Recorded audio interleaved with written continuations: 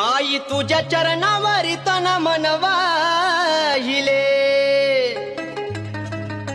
सर्व काही आई तुझ्यामध्ये पाहिले. मग या करून मन मोहिले.